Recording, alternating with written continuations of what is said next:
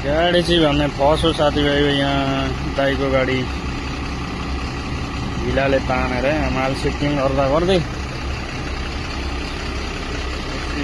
कुन हिसाबमा तान्नु पर्ने हो।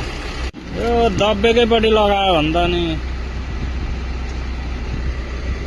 यसलाई कसरी निकाल्नु पर्ने हो। यो माल फेरि फुल हालेछ।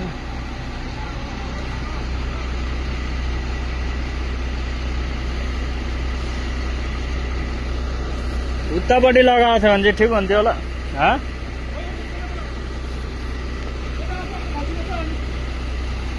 त्यो त यतैपट्टि दबिरहेछ नि त।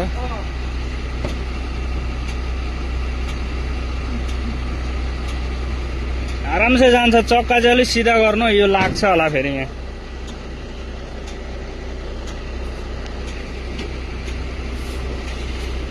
चलो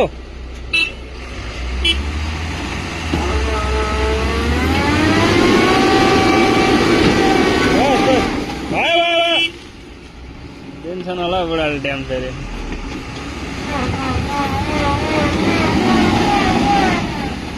बाफ्रे गयो जान। डम्पर चाहिँ डम्परै हो।